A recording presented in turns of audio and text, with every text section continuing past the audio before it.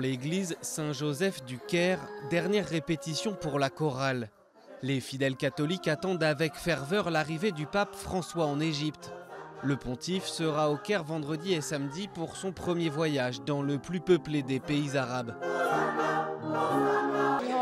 Nous avons commencé les préparations quand nous avons appris la visite du pape il y a environ un mois et quand nous avons su que notre chorale avait été choisie pour participer à la cérémonie.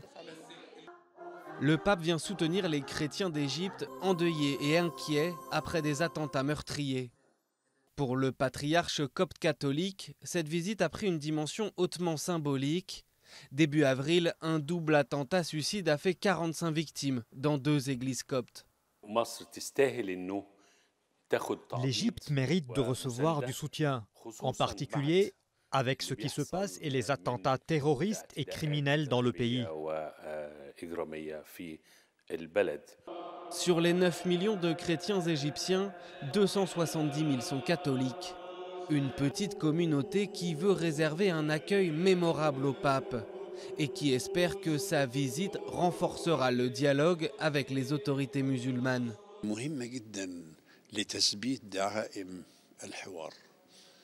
Cette visite est très importante pour consolider le dialogue entre les religions. Ce dialogue a été interrompu pendant un temps, mais le pape François est arrivé et l'a relancé. Les visites de délégation se sont multipliées entre le Caire, l'université Al-Azhar et le Vatican. La visite du pape François intervient 17 ans après celle de Jean-Paul II qui avait marqué les esprits. Samedi, il dirigera une messe dans un grand stade de la banlieue du Caire.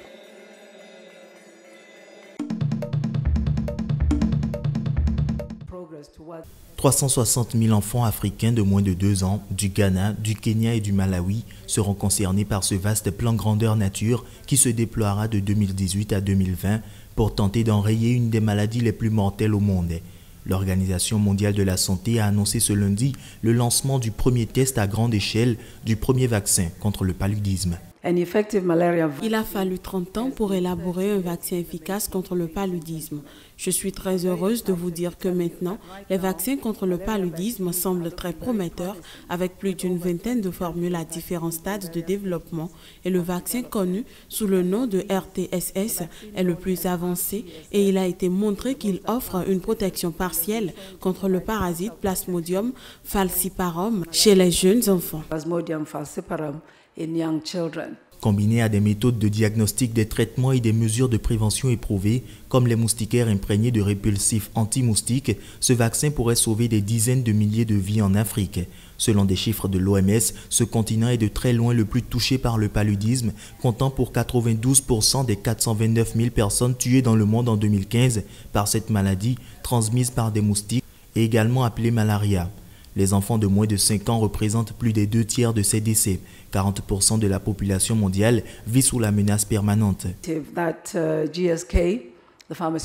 Nous sommes très reconnaissants envers GSK, la société pharmaceutique qui développe le vaccin et qui le fournira gratuitement pour ce programme pilote. Et le vaccin sera évalué comme l'intervention complémentaire en Afrique qui peut être ajoutée à notre boîte à outils existante de mesures préventives, de diagnostic et de traitement prouvés. Malgré des décennies de recherche intensive, il n'existe toujours pas aujourd'hui de vaccin antipaludique disponible sur le marché. Ce programme pilote est un important pas supplémentaire sur un très long chemin. Mettre au point un vaccin contre ce parasite semble être extraordinairement compliqué selon des chercheurs.